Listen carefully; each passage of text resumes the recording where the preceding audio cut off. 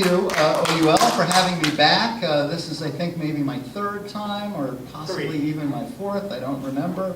Third time speaking with this group. I did a presentation about my book, Urban Nightmares, years ago when this group used to meet at the New World Resource Center over in Humboldt Park. Before we had a camera. And before you had a camera, right? It's not on YouTube. But and yeah, just to clarify, I'm on the executive committee of the Illinois State Conference of the AAUP, which is a conference of all of the chapters, all of the AAUP chapters in the state of Illinois. I was also a founding member and past president of North Central College's AAUP chapter. So,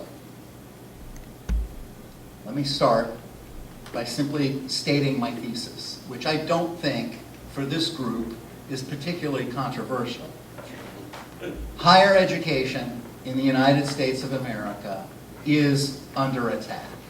And it is a dual-pronged attack. On the one hand, colleges and universities are increasingly being targeted by a concerted and relentless public relations and ideological campaign by conservatives seeking to discredit progressive, anti-capitalist, and radical scholars in the academy, and also to discredit progressive, radical, feminist, critical race theorists, and so on, and at the same time to kind of promote their own kind of right-wing ideology, right? So on the one hand, there's this concerted ideological and PR campaign against colleges and universities.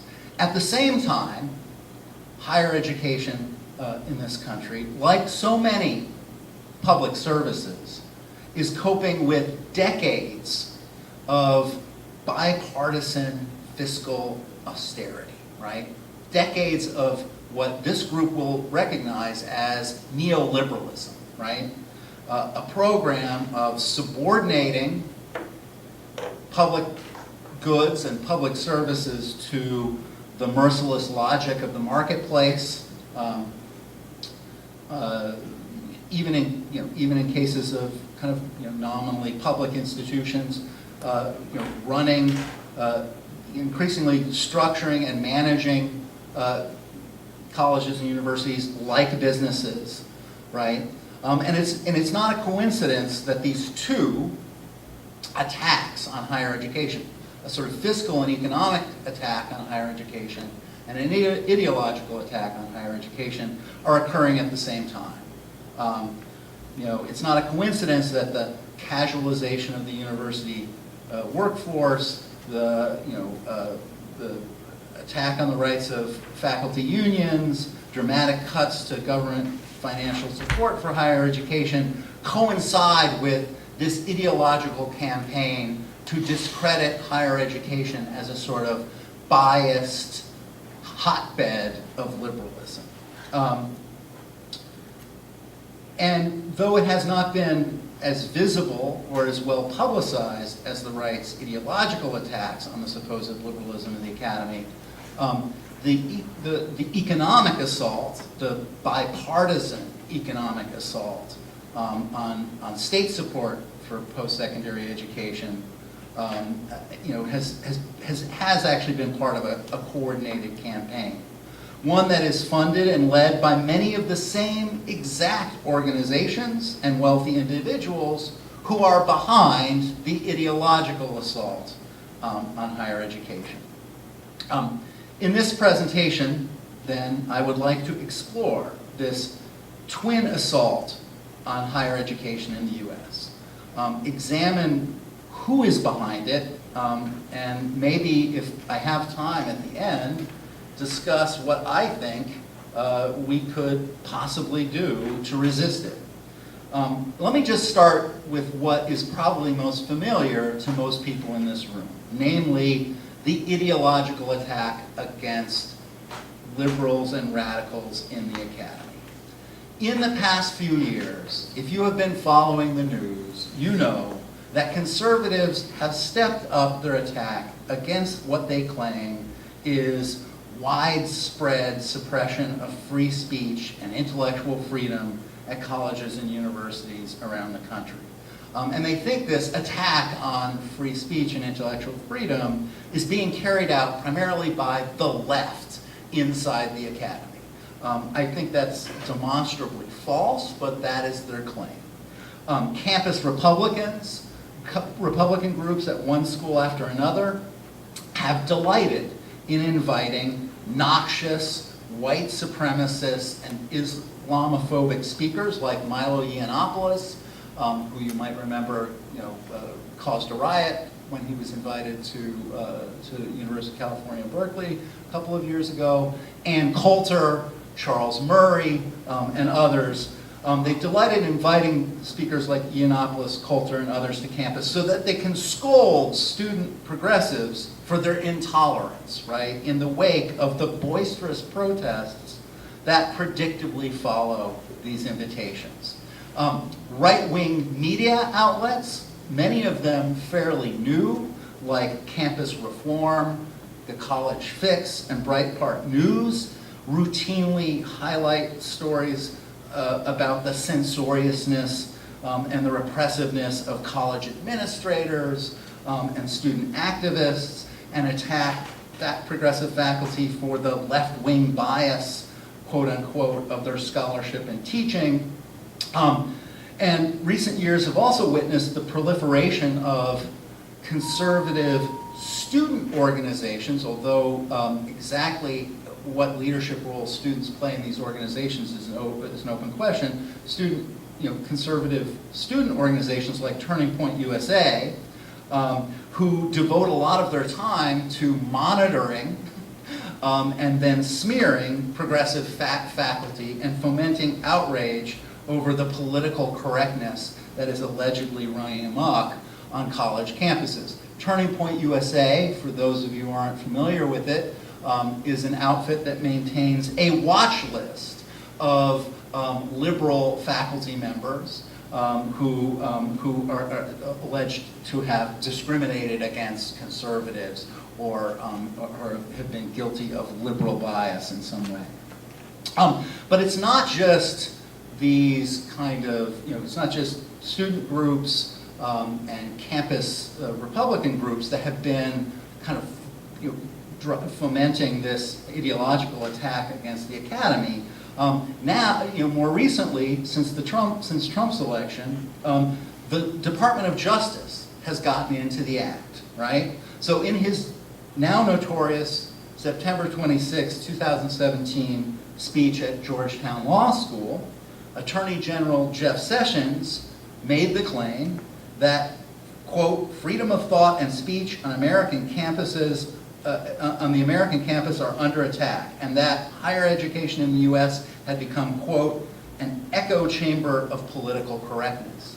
And the Justice Department, on the very same day that Sessions made this speech at Georgetown Law School, reiterated some of Sessions' claims in making a quote-unquote statement of interest in a lawsuit concerning the alleged violation of First Amendment rights at Georgia Gwinnett College, which was a college that had shut down a Christian fundamentalist student who was engaged in some very aggressive street preaching, was supposedly harassing students as they were on the quad, and a lawsuit was filed by a Christian law firm, basically alleging that his First Amendment rights had been violated. And the Justice Department took the unprecedented step of filing essentially a statement of interest, which is sort of like an amicus brief in support of the lawsuit against Georgia Gwinnett College. More recently, Sessions' Justice Department has sued the University of Michigan to overturn its anti-bias policies claiming that those policies have had a chilling effect on political speech, presumably the political speech of political racists, but nevertheless, they have filed suit to challenge the University of Michigan's anti-bias policies. So you've got this unprecedented involvement of the Department of Justice in campus free speech fights, where the Department of Justice is actively siding with the organized forces of the right to attack higher education. But perhaps even more concerning is what Republican legislatures around the country are doing. Republican state legislatures in Arizona, in Georgia, in North Carolina have in the past 18 months or so passed so-called campus free speech laws that were based on a model piece of legislation promoted by the Goldwater Institute that calls for very severe penalties for student demonstrators who, quote, disrupt the free speech of others. It's kind of an Orwellian, these acts are always called campus free speech laws or campus free speech acts, but it's a kind of Orwellian title for the legislation because what the legislation does is provide for very severe penalties, such as expulsion for students who engage in boisterous protest that might target, say, right-wing speakers. So not only is this now law in Arizona, Georgia, and North Carolina, but in a number of states where Republicans dominate the state legislature, universities have adopted this policy as official university policy. So at the University of Wisconsin, and in the University of Wisconsin system, where Scott Walker, Republican Governor Scott Walker has appointed, right, a number of the members of the Board of Regents, they have adopted this policy as an official policy, which has a every civil liberties organization who's analyzed it suggests it's going to have a very chilling effect on campus protests because they don't exactly define what disruption entails and what disrupting the free speech of others might entail. So perhaps just protesting outside of the building where Ann Coulter or Milo Yiannopoulos is speaking could constitute disruption and be a black mark against a student and ultimately lead to expulsion. So let me just give you a little bit of background on these sorts of ideological attacks on higher education. I imagine most people in this room know that none of this is particularly new. The accusation that colleges and universities are breeding radicals or they're hotbeds of sedition has been around for quite a long time. For example, if you go back to the 1930s, there was a famous case that took place here in Chicago where Walgreen, the founder of the Walgreen drug chain, his niece was a student at the University of Chicago. And he learned that his niece had been assigned as a text in class the Communist Manifesto. And he was immediately outraged, right, that she was being required to read the Communist Manifesto in sort of a survey of Western political thought. And so he put pressure on the state legislature to do something about it. And a series of hearings were held at the University of Chicago into the question of whether or not the curriculum at the University of Chicago was promoting communism or was promoting subversive ideas. Robert Hutchins, who was then the president of the University of Chicago, was a great champion of academic freedom, spoke fairly eloquently for the need for students to read texts like the Communist Manifesto. But suffice it to say, it was front page news here in Chicago, and there were certain conservative newspapers in Chicago, like the Chicago Tribune, who kind of covered it relentlessly and fomented the threat of Reds, at the University of Chicago. There's some, if people are interested, I can refer you to some very interesting historical articles about this, the Walgreens anti-communist inquiry at the University of Chicago. Of course, during the Cold War, in the McCarthy period, the similar accusations were routinely made, right, about faculty that they had harbored communist sympathies or left-wing sympathies. And again, here in Chicago, the Chicago Tribune was one of the leaders in calling out what they saw as pinko and red professors who were preaching seditious ideas.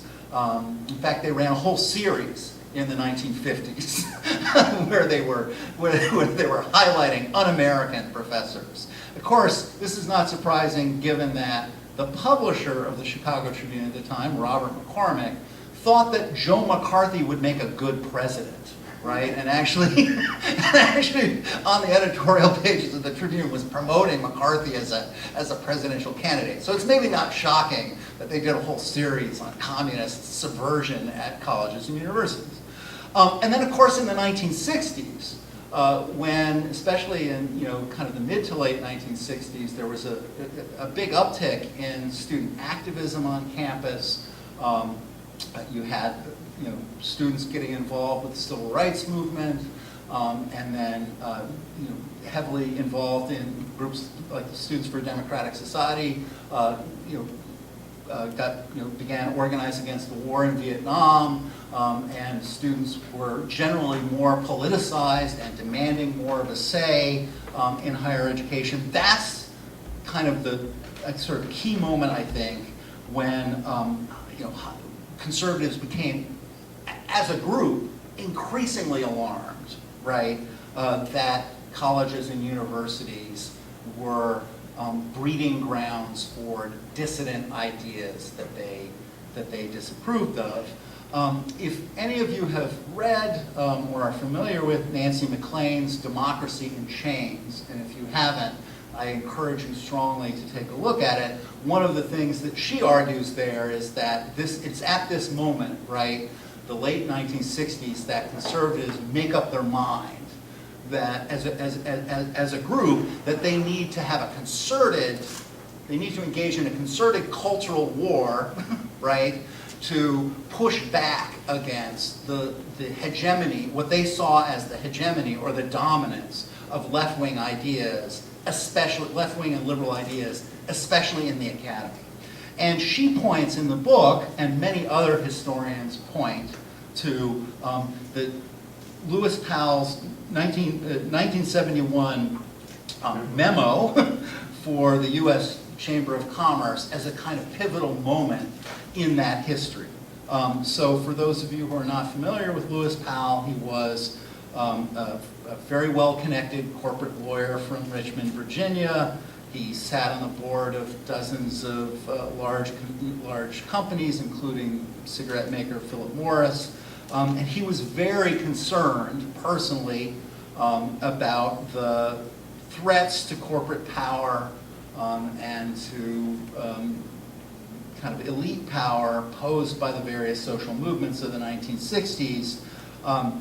He was, in the early 70s, commissioned by his close friend and the director of the U.S. Chamber of Commerce, Eugene Sindor, to write a special memo about how the quote-unquote business community, and I just love that term, business community, about how the business community should respond to the threats posed by the increased activism of the 1960s. And in the 1,500-word kind of document that he produced, entitled, quote, Attack on American Free Enterprise System, Powell delineated a blueprint for corporate elites for ways that corporate elites could reassert their influence over American culture. And Powell urged the captains of industry and commerce to, quote, wage guerrilla warfare against those seeking to weaken their power, and especially urged them to focus on and attempt to exert influence over institutions that he identified as shaping U.S. public opinion: academia, the media, churches, and the courts, right? He identified those institutions as kind of formative of U.S. public opinion, and he urged the captains of industry, who were almost all conservative, to take efforts to control political debate by, for example, shaping the content of textbooks. And he argued that trustees and donors to higher education should demand an increased say in things like university hiring and an increased control over college curriculums, right? Because that's how they would ultimately exert kind of formative influence over U.S. public opinion. And he counseled corporate America, the members of the U.S. Chamber of Commerce, right? All Fortune 500 companies, very wealthy institutions, very wealthy individuals, to pony up lots and lots of money in a coordinated effort to accomplish the goals that he had laid out. Now, it would be conspiratorial to say, that this blueprint, it was because he wrote this blueprint that the attacks on higher education that we're witnessing today have followed necessarily. I'm not a believer in conspiracy theories, but I think he was articulating ideas that were in the air among elites in American society, and much of what he has urged has kind of come to pass. And so it's not an accident, I don't think, that in the past few decades, in the decades since the writing of the Powell Memo, we have witnessed wave after wave of assaults on higher education. In the 1980s and 90s, there were legion of right-wing commentators like Alan Bloom and Robert Kimball and Dinesh D'Souza who argued that higher education in America was being destroyed by something they called multiculturalism, by the fact that English teachers were teaching works by people of color and women, that this was somehow an assault on Western civilization and something needed to be done about it. A few years after that, David Horowitz, former radical turned reactionary, founded a group called Students for Academic Freedom that had as its express goal to promote intellectual diversity within colleges and universities as a counter to what he argued was the liberal orthodoxy on college campuses, right? So the assault, the ideological assault that higher education is currently facing is, I'm trying to say, not exactly new. But what is new, I think, is how well funded, how well coordinated this attack is this time. What's new is that up until fairly recently, there was not what there is now, which is a well-oiled right-wing outrage machine that consists of dozens of groups who are focused on infusing conservative ideas into the academy and policing and disciplining left-wing or radical students and left-wing or radical faculty. And these groups, and I'm going to talk about them in a little bit more detail in just a second, these groups have developed a symbiotic relationship with the corporate mass media, and in particular, the somewhat more conservative corporate mass media, like Fox News and the Wall Street Journal, so that they function as a kind of monitoring system that alerts Fox News and the Wall Street Journal to cases of kind of of right-wing, of left-wing bias or left-wing censorship that they can then amplify and broadcast and use to discredit and tarnish higher education. Let me just run through, because I'm looking at the time here and I don't want to go on way too long. Let me just run through very quickly some of the agencies of right-wing influence on campus. I'm just going to list a few. So there's the American Council of Trustees and Alumni, which is a group of conservative donors to higher education and trustees. There's Accuracy in Academia, a somewhat older organization. There's the Alliance Defending Freedom. There's the Canary Mission, which specifically targets anti-Zionist faculty. There's the David Horowitz Freedom Center, formerly known as the Center for the Study of Popular Culture, which is David Horowitz's personal kind of agency of right-wing influence on campus. There are all the campus wings of the Federalist Society, which is the conservative group that operates at law schools. There's the Intercollegiate Studies Institute, the Institute for Humane Studies at George Mason University, which is funded almost entirely by the Koch brothers. There's the James G. Martin Center for Academic Renewal, formerly known as the Pope Center in North Carolina. There's the Leadership Institute, which is the publisher of a very influential online publication focused exclusively on higher education called Campus Reform. There's the Mercatus Center, also at George Mason University. There's the National Association of Scholars. There's the Student Free Press Association, which is the publisher of another online publication called College Fix. There's Turning Point USA, Young Americans for Freedom, and then there's a couple of organizations that's hard to classify as strictly right-wing, although they tend to be somewhat more they tend to be fairly libertarian and tend to line up with the right on a lot of issues. There's FIRE, the Foundation for Individual Rights in Education, and Heterodox Academy. That's 17 right organizations, all of whom are devoted either entirely or at least in part to exerting a kind of right-wing ideological influence on campus that are self-identified as either libertarian or conservative. And this doesn't include all those very well-funded conservative think tanks who dominate policymaking, in Trump-era Washington, D.C., and whose work supports the research and writing of conservative scholars and intellectuals, like the American Enterprise Institute, the Cato Institute, Heritage Foundation, and so on.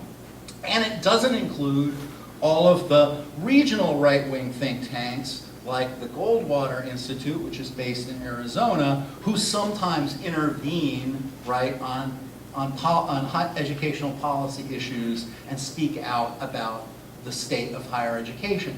This is an elaborate network designed to influence the national debate and national perceptions, right, of higher education. And each of these entities has, over the years, received very generous financial support from the personal foundations of assorted right-wing billionaires and millionaires. The Charles Koch Foundation, the Bradley Foundation, the Dick and Betsy DeVos Foundation, and yes, that is a foundation that is the personal foundation of our current Education Secretary, Betsy DeVos, the Scaife Foundation, and so on. For instance, I'm just going to give you a couple of examples. The David Horowitz Freedom Center, the group that funds David Horowitz's efforts to smear left-wing academics in books like 100 Dangerous Academics. It's a scintillating read.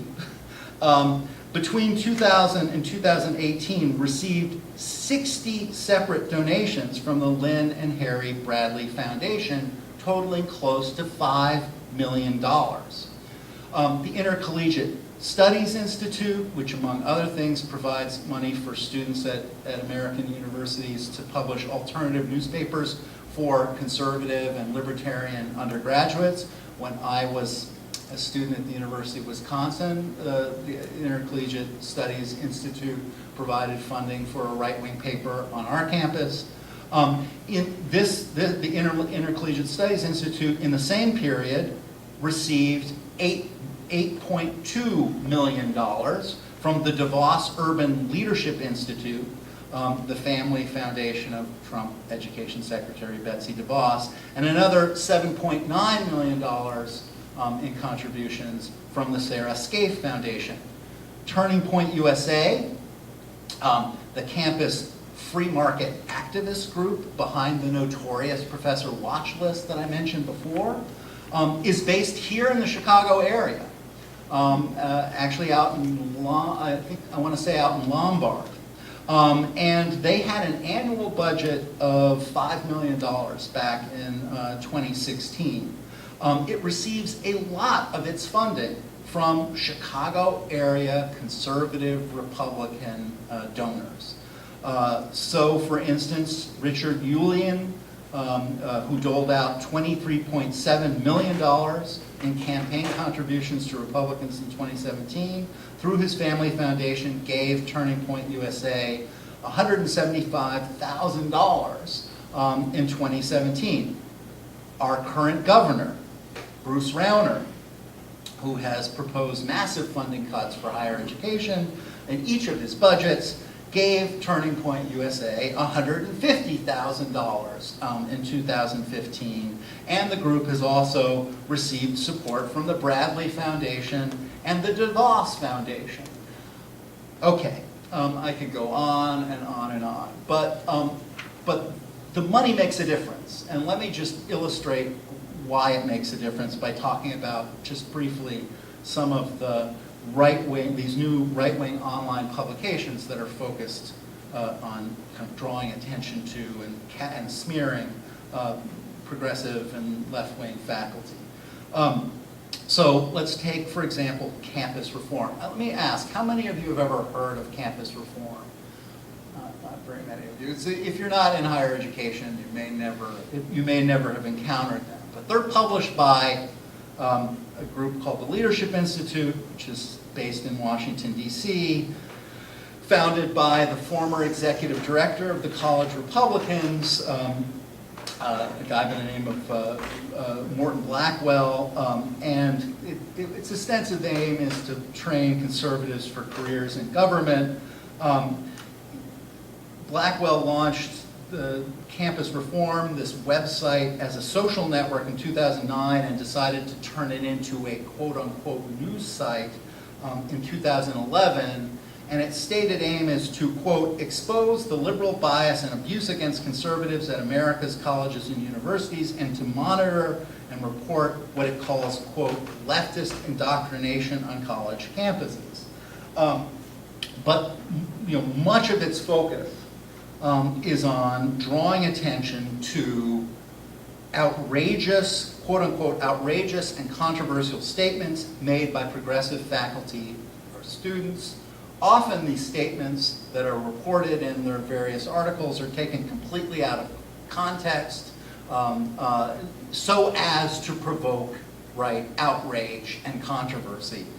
For instance, it was Campus Reform that first brought to the right-wing media's attention Drexel political science professor Ciccarello Maher, who made a joking, you may remember, he was a Drexel political science professor, he made a joking tweet, it was a joke, about saying that all he wanted for Christmas was white genocide, right? And it was very clearly presented, if you looked at the tweet, in the contents of all of his tweets, as a joke. It was clearly tongue-in-cheek.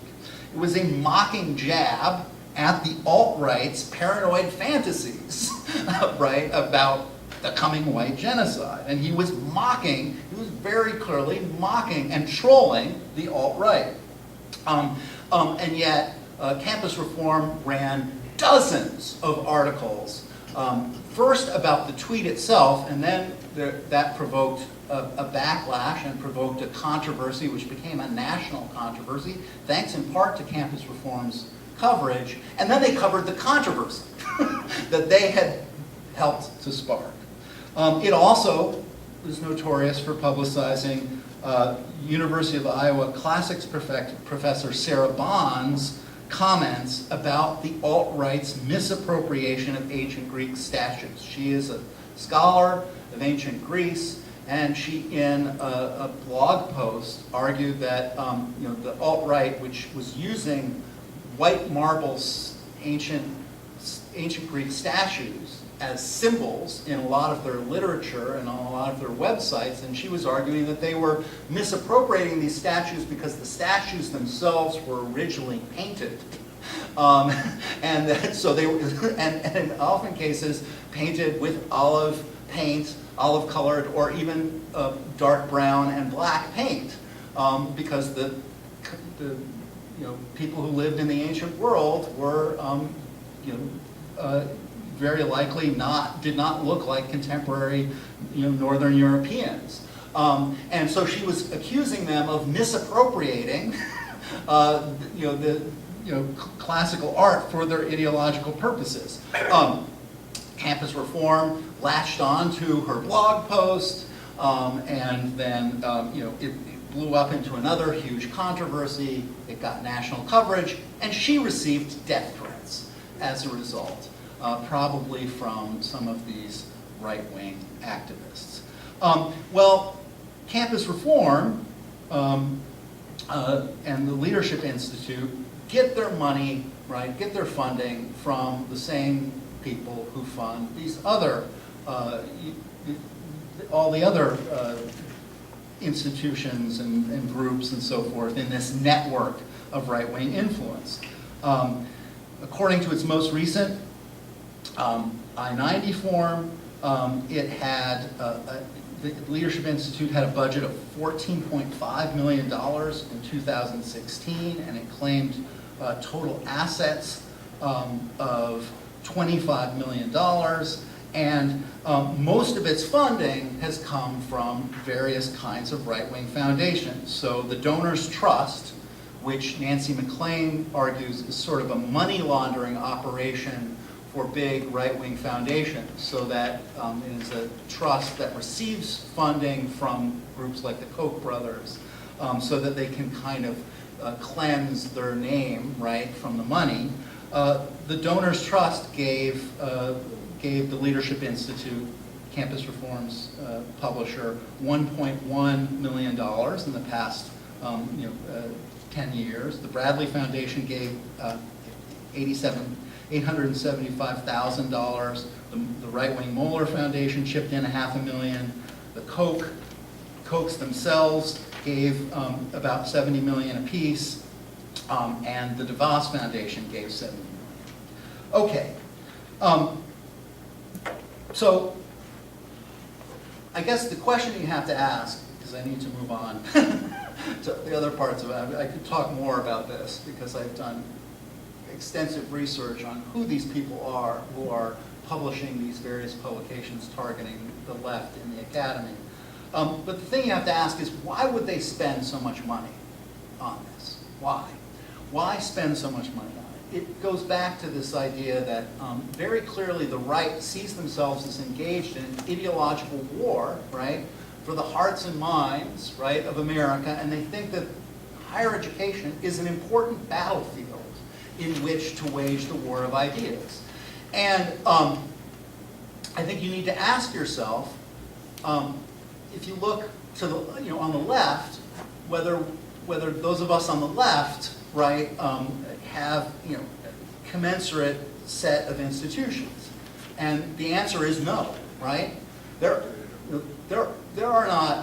not a vast network of progressive or radical groups who are getting millions and millions of dollars from foundations whose sole purpose is to promote left-wing ideas on campus, right?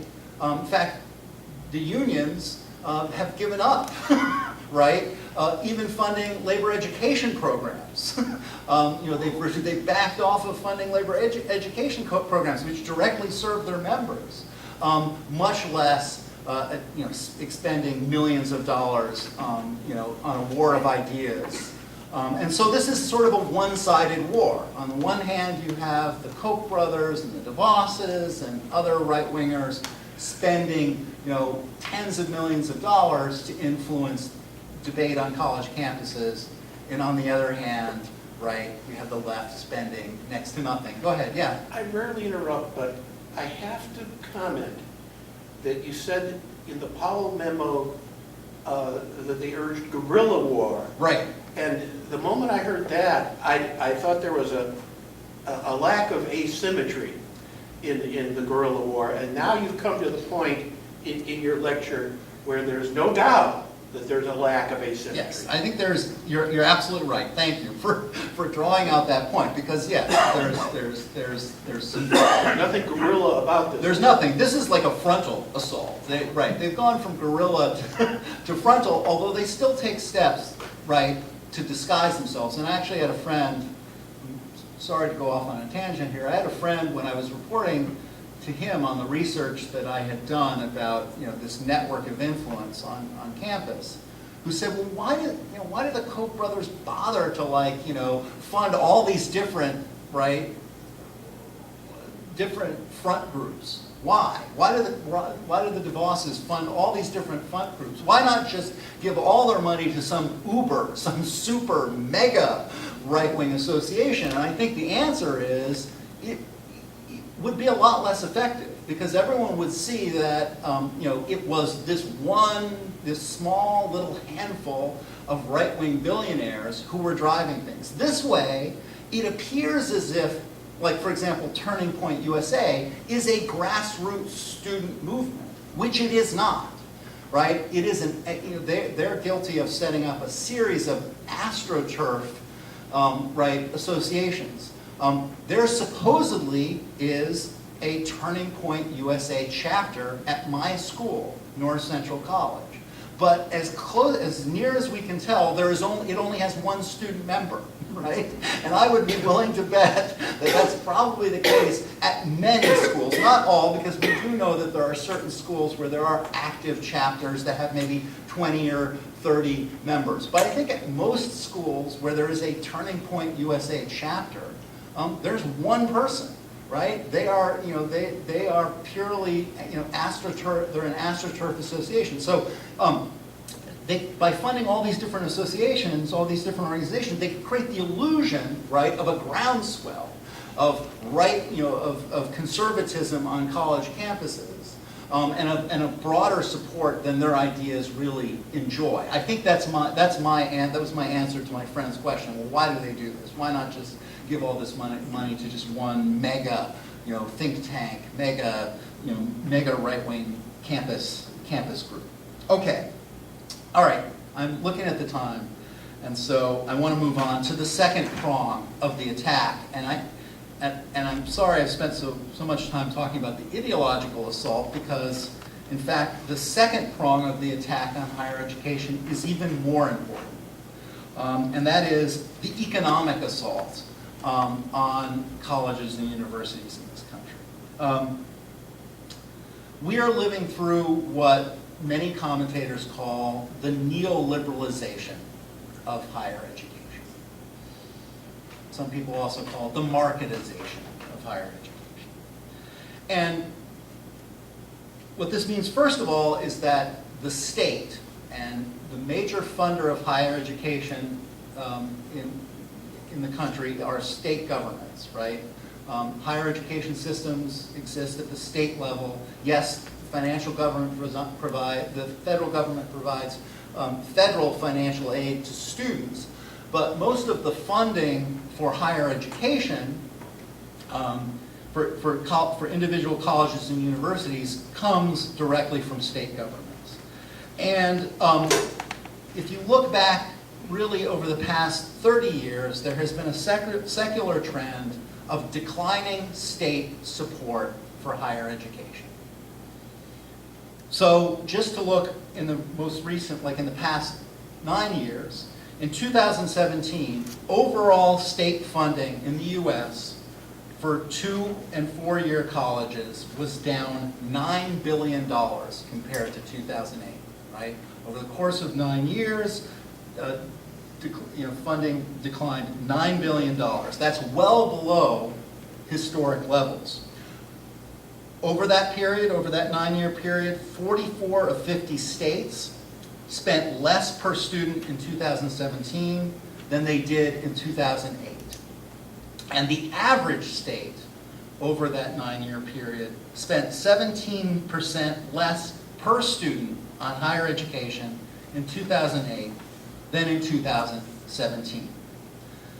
State funding for institutions of higher education today amounts to roughly 53% of the costs of teaching and instruction at these schools, compared to 80%, north of 80% back in the 1960s, right? So schools are trying to educate, and as some of you may know, educate more students, more high school graduates than ever before are trying to get a college education. They're trying to educate more students with less funding per student.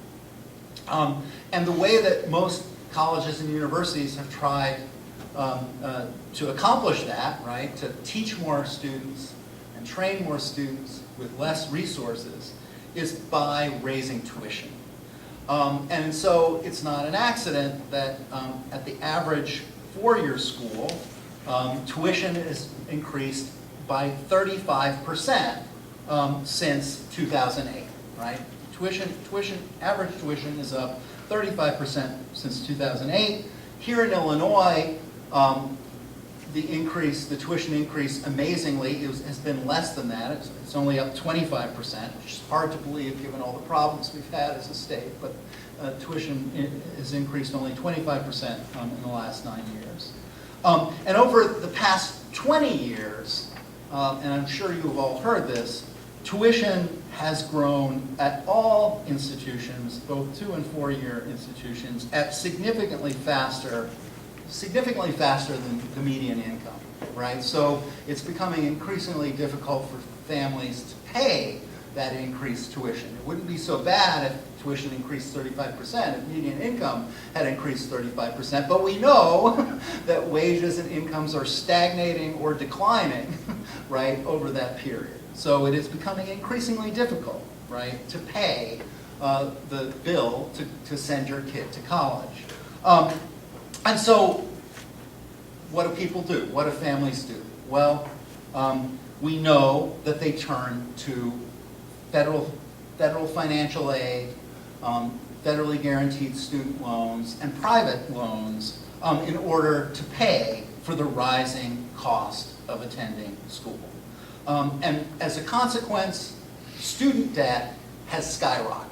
And I'm here to tell you that it is now approaching crisis levels. I mean, I thought it was crisis levels actually when I entered the profession, and I have been I've been teaching college classes for 20 years. So I think even when I first started out in this profession, it was at crisis levels, but it is now it is approaching a kind of an unthinkable levels. In 2017, the average debt of college graduates was close to $40,000, $39,500. That was up 6% from 2016. So when the average student leaves school, they're carrying about $40,000 in debt, which of course limits their ability to, buy a home, get credit, and so on. And it puts a lot of our college graduates behind the 8 ball, and there are a significant number of college graduates, usually those from working class and low income families, that are carrying much higher debt loads, when they graduate from college, which puts them at an even greater disadvantage.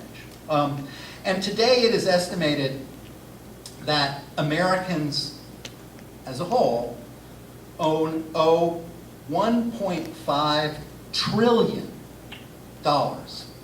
in student debt. 1.5 trillion. Now, I think the total value of the American economy, and somebody could correct me if I'm wrong, is like in the neighborhood of 7 trillion, or is it 7 or 8 trillion dollars? That's a huge percentage of our GDP. It's more than double, right, the total US credit card debt. More than double the total US credit card debt. And yet, it's amazing, you know, if you turn to if you read a newspaper on a regular basis, you would think the most important news about colleges and universities is there's some left-wing professors who are joking about wanting white genocide for Christmas, right? When the American public is carrying $1.5 trillion in student debt. That's the real crisis. That's the issue that the media should, I would submit, be interested in and talking about and discussing, because it is a real crisis. And some projections are that by the year 2023, 40% of people who have student debt will be in default, right? Will be unable to, I mean, you actually cannot declare bankruptcy or go into default, and you can't declare bankruptcy and forgive these loans, which is one of the big problems with them, right? But 40% of people who have student loans will be unable to make their regular loan payments in just a very few years, by 2023. And that's a huge amount of loans, right? So that's a huge crisis, and I think we could, if we want to, just stop there. But there are other effects of kind of austerity, the defunding of higher education that I think it's worth paying attention to. One way that colleges and universities have tried to kind of balance the books in a climate of increasing financial austerity and declining financial resources to teach all of these students is to make use increasingly of part-time faculty, faculty who are precarious employees, right, who are hired on a course-by-course basis.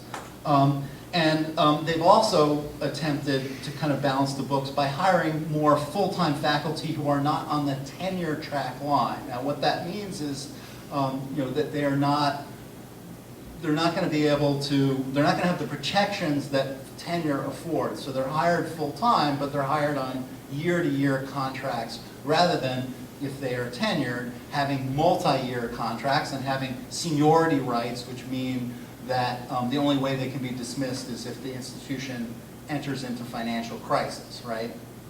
So, but the biggest trend is this increased use of part-time per-course faculty. In 1970, only 22% of faculty at four-year colleges and universities were part-timers. Today, it's about roughly half.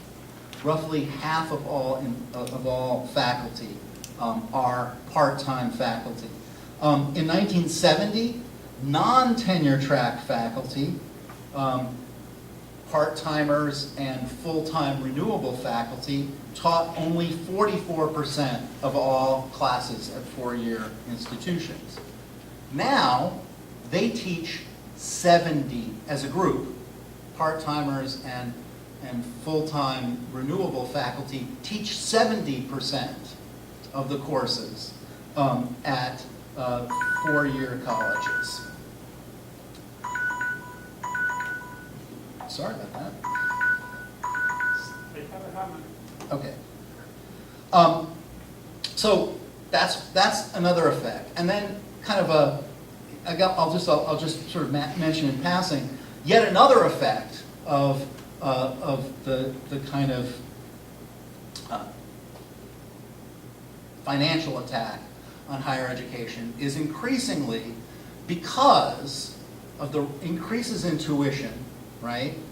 And increase in student debt. There's been the public has become increasingly, I think, disaffected with especially public universities and public university faculty. And that has created a kind of fertile environment for right-wing politicians to launch attacks on the collective bargaining rights of faculty. So we saw this very clearly up in Wisconsin, right, where Scott Walker, stripped away the collective bargaining rights of all faculty and graduate students, for that matter, in any of the universities up in Wisconsin, in the University of Wisconsin system. Also had graduate student unions. They were able to, he was able to strip away their collective bargaining rights. With that, I mean, there was some public outcry and there was protest, but it was considered somewhat of a popular move with a certain group of people up there because they look at the bill that they pay to send their kids to school and it seems very expensive, and so they blamed the faculty unions and they blamed the staff unions and they blamed the graduate student unions, right, for the increased cost of sending kids to school, of sending their kids to college. And so it's created this fertile environment for an assault, right, on collective bargaining rights. And the most recent Supreme Court decision that came out this summer, Janice versus AFSCME, which affects all public sector employees, is only going to embolden right-wing politicians who want to attack the faculty unions and university staff unions. Just briefly, the Janice case originated here in Illinois, right? It was an employee named Janice who sued because he did not want to pay the fair share bargaining fee to AFSCME. And this was instituted at the urging of Bruce Rauner's allies, right? Bruce Rauner's, cronies were the ones who were behind this, and he, some of these groups that he's affiliated with gave a lot of money to bring this case all the way to the U.S. Supreme Court. And the question was, whether or not it was a violation of the First Amendment rights of this employee, this guy Janice, to have to pay a fair share fee for AFSCME to bargain his contract, right?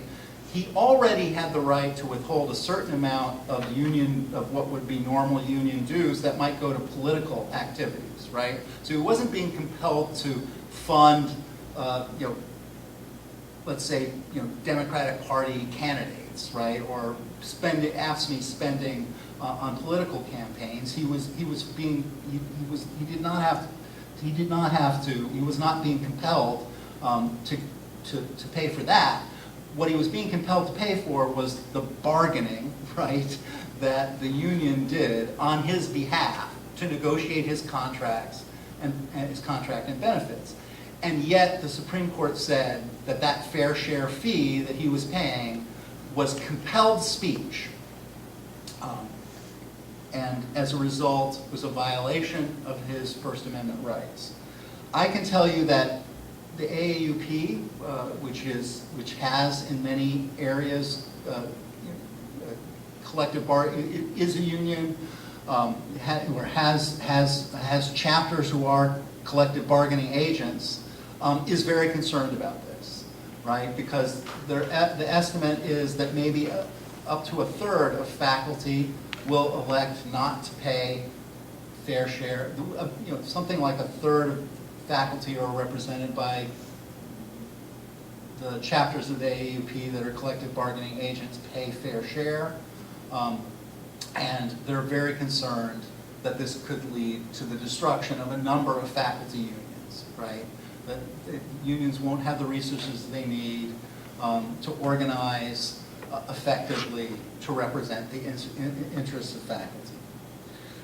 Okay, I see that we're kind of out of time. I was going to talk specifically about the financial situation here in Illinois that was precipitated by the budget impasse that took place between Bruce Rauner and the legislature that stretched from kind of July of 2015 through July of 2017. Go to that. Go ahead. No. Go ahead. Go ahead. What we can do about it. Okay. Don't worry about that.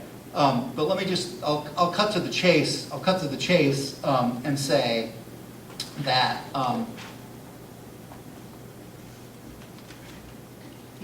Bruce Rauner refused to negotiate with the Democratic leadership in the legislature over a budget because they would not approve his so-called turnaround agenda, which among other things included limiting the rights of public employee unions and a number of other provisions.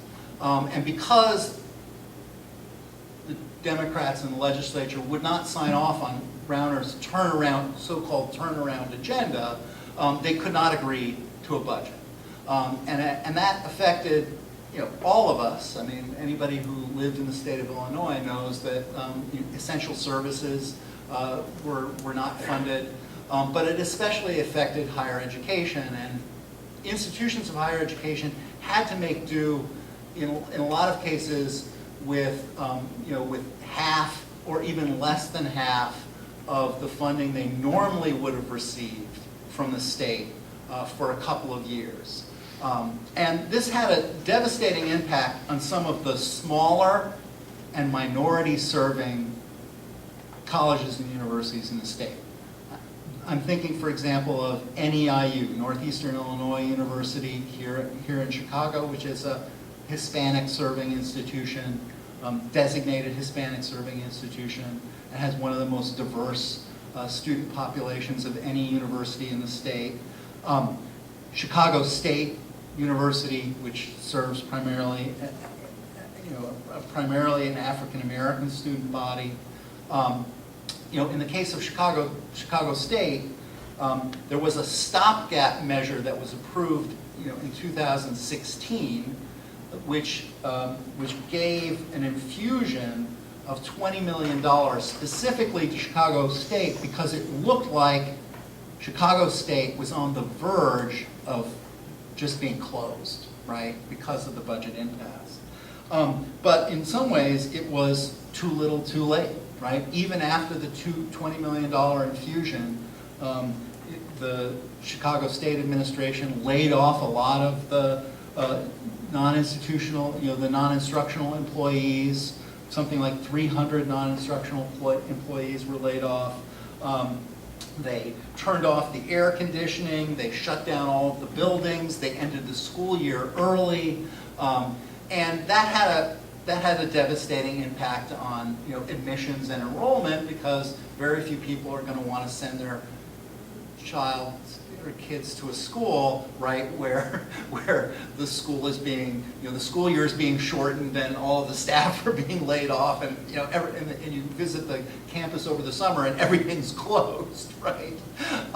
So Chicago State, is still around, which is in some ways a miracle, but it is, it's struggling. Western Illinois University, which is a medium sized state university with about 8,000 undergrads, had to deal with severe budget shortfalls, was forced to trim, in 2016, was forced to trim its budget by $6 million.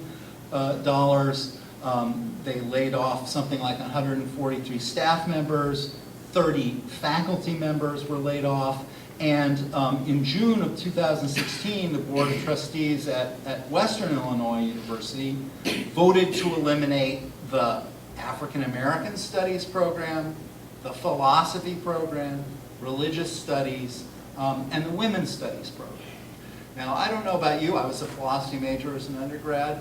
I don't know how you can have a college or university that doesn't have a philosophy department, right? I just don't know how you do that. Similar situation exists at Eastern Illinois University, where in 2016 they laid off 245 staff members and 13 faculty members.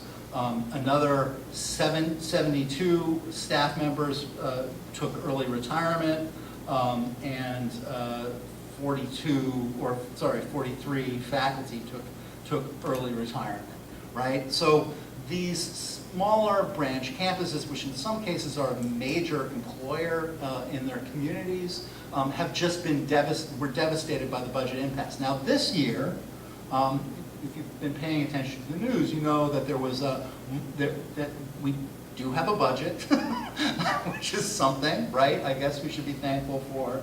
And it includes some modest increases for higher education, but it doesn't really offset the 2 years, right, where colleges and universities had absolutely no idea whether they were going to get funding from the state. And this even affected schools like mine. So I'm at a private nonprofit, religiously, it's nominally a Methodist affiliated school.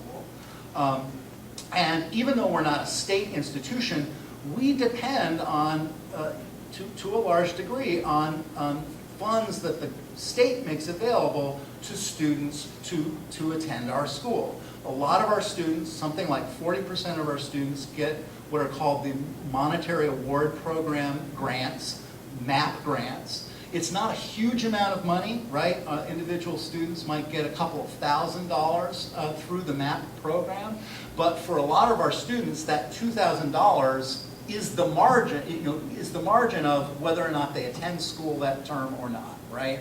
So that $2,000 makes a huge amount of difference, and a lot of our students during the crisis were very nervous about whether or not they were going to be able to afford to pay their tuition bill. And fortunately, my school took some steps to ensure that even if the state did not fully fund the MAP program, that students would get money, and essentially it would have come from our endowment, which was, I thought, a smart, savvy move, savvy move on the part of our president, because otherwise we would have lost students in droves.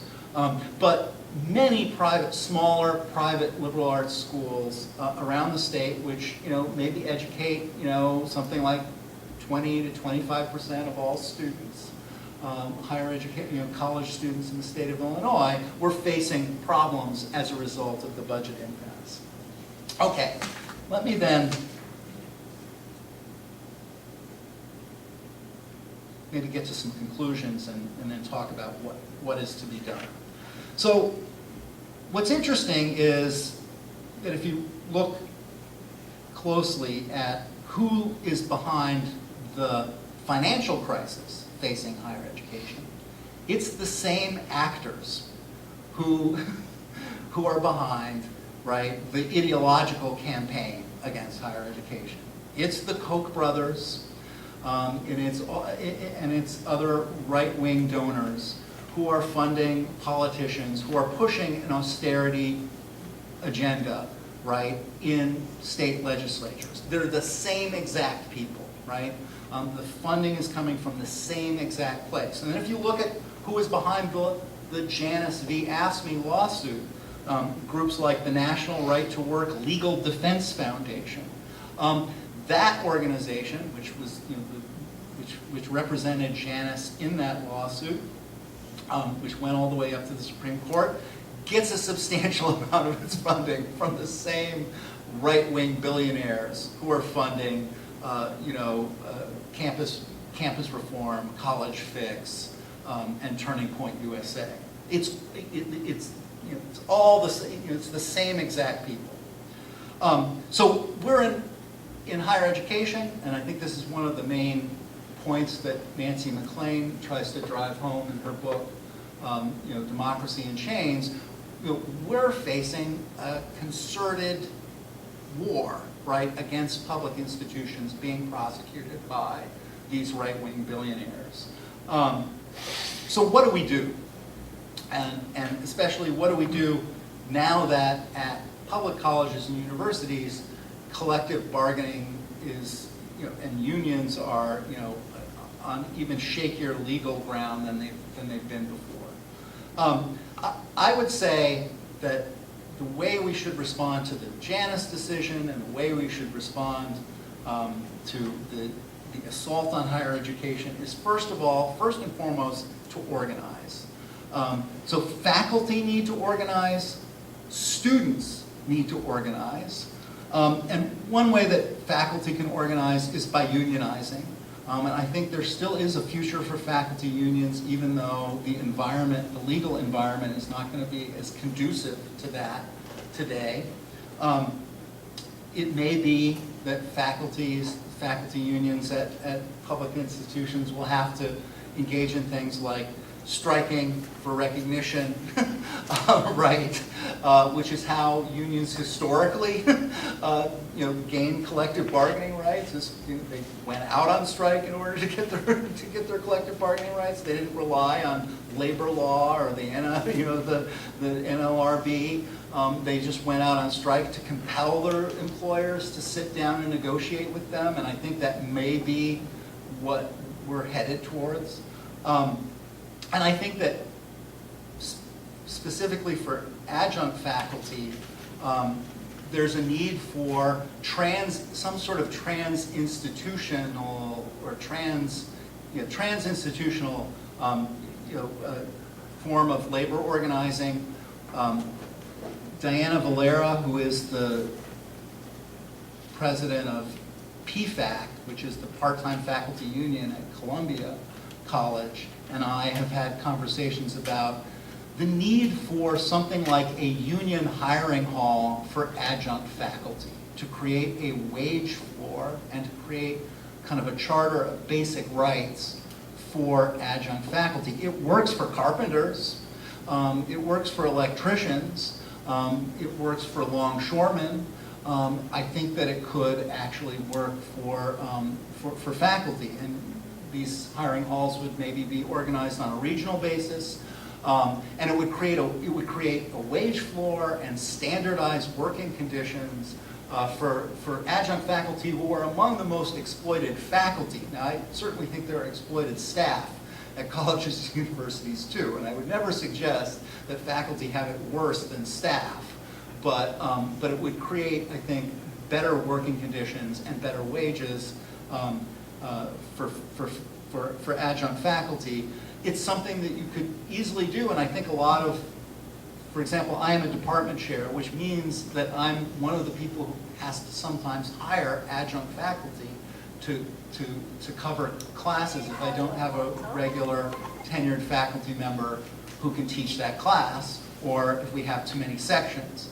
And I have a very hard time arguing with my dean and provost, on my own as a single individual department chair, that we need to pay this person more, right? They let the market decide, right? They know exactly what faculty are making, down the road at Elmhurst, and at Illinois Wesleyan, and at Augustana, and they say, well, no, we're not going to pay a penny more than what we're paying faculty at Elmhurst or Augustana. But I think if we had some sort of union hiring hall for adjunct faculty, we could actually raise the wage floor, right, for adjuncts. And I would have leverage to argue, well, hey, this is what the union hiring hall is saying is the going rate, and my provost or dean would have to agree to pay an adjunct more money. I think so. Unionization is one possible tactic for resisting. I think that especially for faculty, more faculty have to get involved in where they don't have unions in AAUP chapters on campus, because it is a way for faculty to organize independent of administration and to speak out in defense of faculty who come under attack from organizations like Turning Point USA.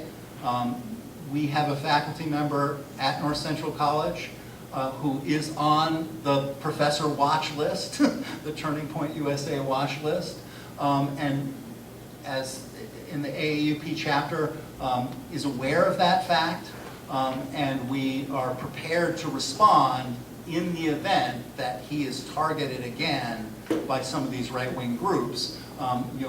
We have a planned response for that. Second, I think it's important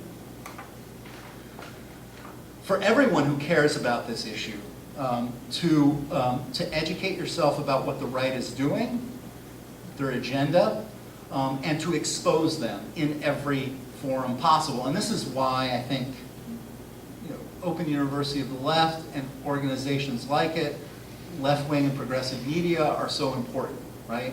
Because it's in venues like this that you can actually expose what these people like the Koch brothers are doing. And then third, I think it's important to bring pressure to bear on state legislators and on the State House. Now, I'm not urging people, I'm not a big believer in electoral politics, which distinguishes me from some of my other colleagues in the AAUP, because the AAUP believes in spending money on lobbyists and things like that. I don't think that money spent on lobbyists is all that useful, but I think if faculty get organized and students get organized and then bring pressure to bear through protest of various kinds on the state legislatures, they will respond. One of the more inspiring things that happened during the budget impasse in Springfield, when higher education was in Illinois was being starved of funding, one of the more inspirational things was student groups got together and descended en masse on the state capitol and held protests, right? They held disruptive protests. They came from universities around the state. I know a bus came from NEIU to protest lack of funding for MAP, lack of funding for colleges and universities. And I think that, even though I think it was something they did maybe once or twice, is something that could be built off of, right? I think students especially, but students, faculty, and staff can join forces on this, right, and bring pressure to bear on state legislators and state houses. So those are my ideas. I know I don't have a blueprint for changing this, but thank you for your attention, and I'm happy to answer any questions.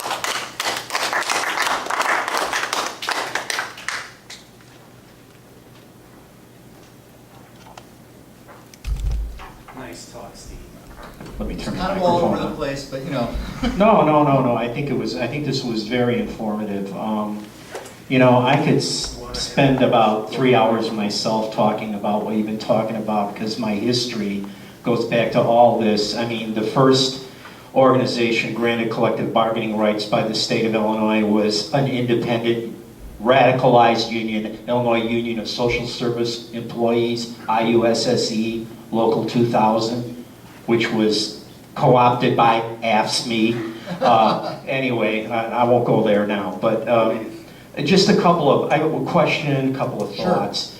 Sure. One of the things that I think is really, I completely have nothing to disagree with anything that you said. And if anything, I would just like maybe put an exclamation point on a couple of things. I think, like, for lack of a better term, like, what's really needed right now is we need like a popular front in America. I mean, we need mass organization, obviously workers, students. Without that, I mean, this money thing is going to continue to crush us. right. Because we cannot compete with them financially. Right. We never could, we never did, and we never will. That's true. But we don't need that to win. We really don't. And as soon as people come to this realization, maybe something will actually happen. One question I had, and I'm curious about this, I don't know if anyone would have the data, it would probably be you. With regards to higher education, do you have some feel for like what the percentages are on unionization of both, like, say, for example, state university employees, as well as like yourself, who come from a smaller private, Right. Religiously affiliated institution? How large is that?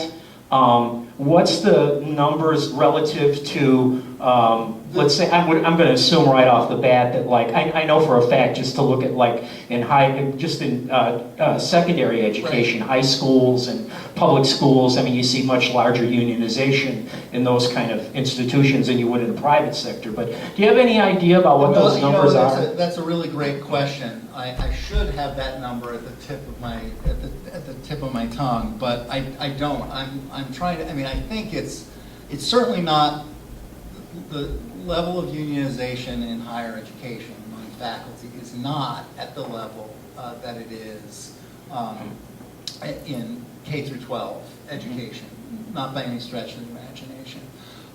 But it's on the increase. No, so I guess what I think I would guess, if I had to guess, it's like maybe 20%, 25%, especially if you include two-year institutions, because community college faculty tend to have much higher rates of unionization. Part of the reason for that is that for years, faculty did not think of themselves, right, as employees, as workers. They thought of themselves essentially as management. And in fact, one of the ways that administrators have been able to resist faculty union drives is by classifying faculty as managers, right? Because we do hire, we do have like substantial control over decisions about like what we teach and so on. And so there's a famous Supreme Court decision, the Shiva decision, which made it especially hard for faculty at private institutions to unionize, because it basically said that if the school so chooses, they can classify every member of faculty, including somebody who's only like on a one-year renewable contract, as somehow a manager, right? And so that has stood in the way of faculty unionization for years. But we've seen an uptick in faculty union drives, and the AAUP, together with the NEA, has been able to lead some really impressive drives here in Illinois. The UIC faculty unionized in Faculty United. That's 1,000 faculty members who became a member of a union. At University of Oregon, they recently unionized. So there have been a number of victories, and partly I think it's as a response to the neoliberalization, right, of higher education. It makes it hard for faculty to kid themselves that they're anything but workers, right? Because the administration is increasingly treating them as simply workers, right, who are interchangeable and can be hired and fired at will. And so faculty have responded by unionizing. But yeah, I think it's not, the unionization level is I would be surprised if it was higher than 25%. And then in private institutions, it's lower in part because of the Shiva decision. Right. One of the, I'm going to make a couple more brief comments, and then I want other people to come up here because we don't have a whole lot of time. The junior college system in the United States was started right here. Joliet Junior College, believe it or not, was the first junior college in America. One of the interesting things about Open University of the Left is, since we have a large percentage of our presenters are academics, and we draw upon, of course, what would you say? We have both academics who come from state institutions, large colleges, large universities, private schools, as well as junior colleges. And one of the interesting, and I'm not going to name any names here or anything like that, but one of the interesting things that I've been made aware of in just the last couple of years, and this is, the evidence suggests this anyway. For example, some of the highest paid, at least from the standpoint of like what they're actually earning on the job in Illinois, are actually junior college instructors. That's absolutely true. On top of which, we have seen, and we have here, individuals who are teaching at some of the most prestigious, expensive, from the standpoint of student tuitions, etc., fees that are being paid, and yet their pay scale isn't even close. That's the truth of the matter. But anyway, I just want to put that out there, and my whole thing is to say that I think we got to get it together in mass, because again, just to reiterate your point, they got all the money but they don't have any troops, you know, that's all they've got. Right. And that's something, you know, we get out there, we organize, we can stop them. You know, we did it in the late 60s, we ended a war, Right. you know, it can be done, but people have to get off their backsides and decide they're going to do something about this. Otherwise, we're just looking at more problems. Yeah. No, thank you, Robert. And I'll just say that I agree that the only thing that can defeat organized money is organized people. But I need to qualify that by saying even organized people need some money. Need some resources. That you know, one of the problems that the left, I think, has had, especially the campus left, such as we are, is a lack of institutional continuity, and that's because you know, we haven't built enduring institutions, because building enduring institutions requires some investment of time, but also investment of funds. And you know, in the past, when the left had enduring institutions, the funding came from the labor movement. Let's be clear. You know, when there was a labor movement, the labor movement bankrolled the left. And now that the labor movement has been, for all intents and purposes, decimated, and it is, you know, at the level of, you know, unionization in American society, you know, in the American economy is at its lowest point since like the 1920s, right? After the Red Scare, after all the purges, after the deportation of all the, you know, labor radicals, you know, in the 20s, it was at a very low point. And we're back there right now. And we're at the exact same point. And I would argue that we're not going to be able to rebound unless the labor movement rebounds, because it's the labor movement that has always bankrolled the left, whether the left likes to admit it or not, including the civil rights movement, you name it. Every significant movement on the left has gotten some of its funding. Even it was, you know, SDS got its seed money, right, from labor unions, right? And from the AFL, God forbid, from the AFL-CIO or an AFL-CIO affiliated institution. So, you know, I mean, I think it's true. Organized people beats organized money, but you also need a little bit of resources, and we are lacking that sorely. Although I was a graduate and undergraduate student at the University of Chicago in the 50s, I did not become a communist until 1967. Okay, so it didn't work. It didn't work. So there was a problem. So Walgreen had nothing to be worried about, is what you're saying. So the question is simple, but I will want to give some background and context for the question. Thank you for speaking, by the way. This was absolutely delightful. So what purchase is there in a what purchase for the left is there in a liberal arts education historically and up to today?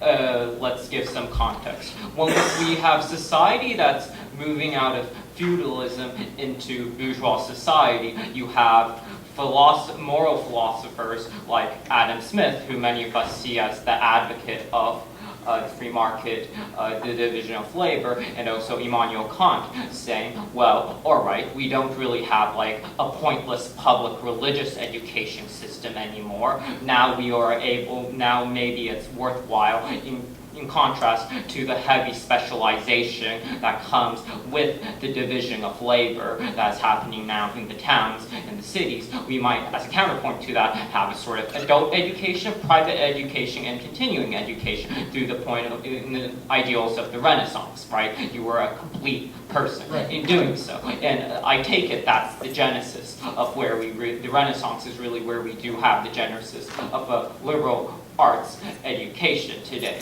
And so, and nowadays, and even back then, it seems that you would have, like, say, vocational education, which was like practical education. So many of, like, say, the science, technology, engineering departments really do this nowadays, and also back then, etc. And you also have like a sort of Renaissance type like liberal education, which is more in the humanities and social sciences. If you don't plan to train to be a university professor, it's not likely you will completely use your sort of the toolkit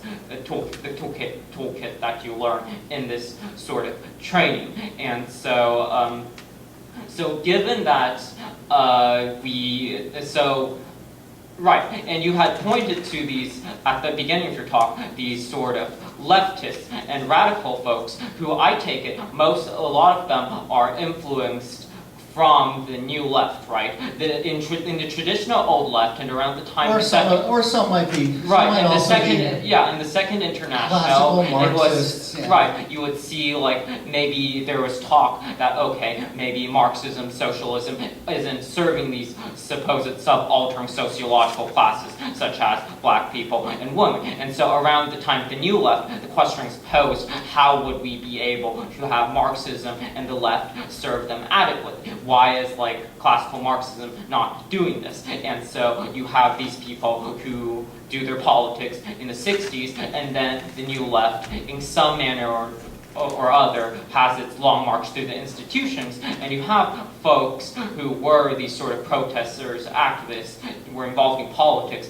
enter the academy in this long sort of march into institutions, and this plays a large part in getting these sort of leftist professors nowadays who are part of, say, gender studies or women's studies. And so, in some sense, they might be trying to address like a deficiency in classical Marxism, classical radical thought towards this.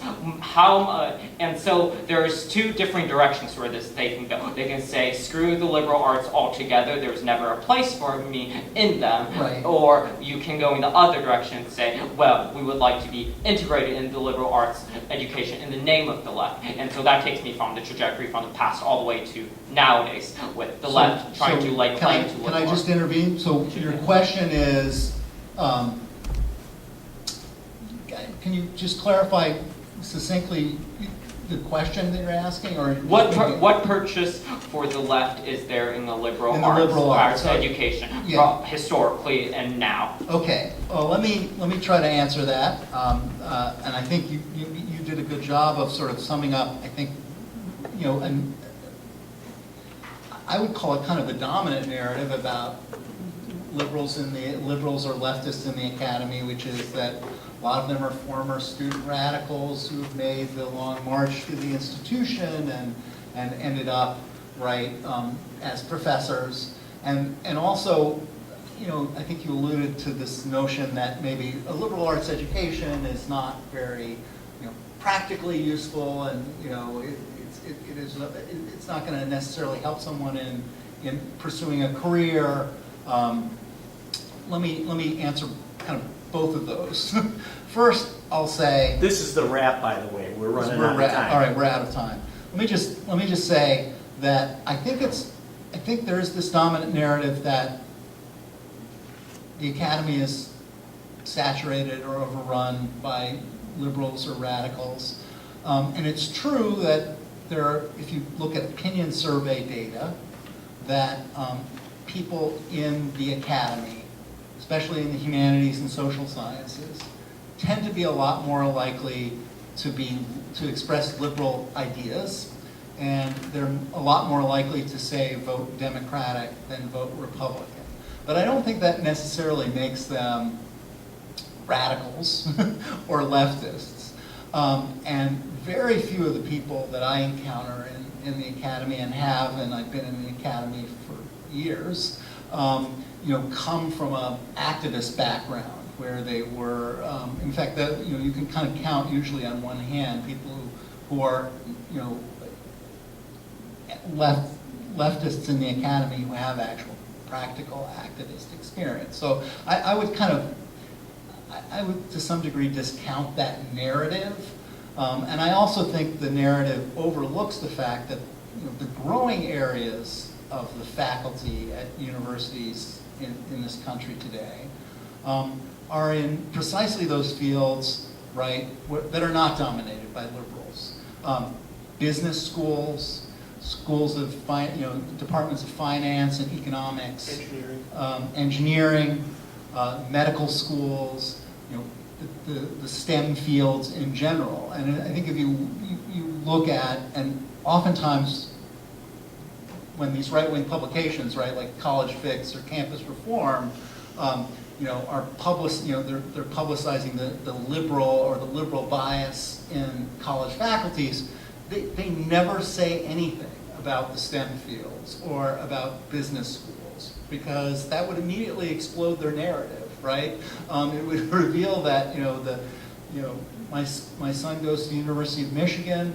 They have an enormous, gigantic business school, the Ross Business School, which my son, unfortunately, because of his major, has to take some classes in, and he views the classes that he takes there as a form of ideological indoctrination, right? Into, I mean, he's like, and he also thinks they're stupid, right? They're not as challenging as like economics classes, which are like intellectually substantive, but some of the classes he has to take in the business school, he thinks are just stupid, and they're a form of indoctrination into kind of, neoliberalism or kind of free market, laissez-faire ideology. So I would discount to some degree that narrative, although it's certainly true for the humanities and social sciences that they tend to be more liberal. But then the question is, well then why, to get back to your point, there's fewer and fewer people studying the liberal arts because the claim is that the liberal arts have no kind of, they're not practical, they're not going to land you a job, they're not going to help you with a career, but, what I would counter to that is that, education of the whole person is not just about getting a job, right? It's about, living a complete and fulfilling life and being also, very importantly, an engaged citizen, right? And I think, if one is going to be an engaged citizen, it's important to spend some time reading works of philosophy and works of philosophers like the ones that you cited, and taking classes May I have your like some of the attention, ones please? that I teach. But go The ahead. time is now So 4:35. that Will answers be maybe closing in the 25 present minutes. aspect At this time, partially, internet but services have now I been wasn't terminated. talking about, like, say, Also, library society at registration large, although I will wish end at although I wish the left would be, like, what purchase is there in the liberal arts education for the left Right. specifically? We're done. Yeah, we got to put a wrap on we this. got to put a wrap on it. All right, well, we can talk about this after. So thanks everyone. Thank you very much. Appreciate it.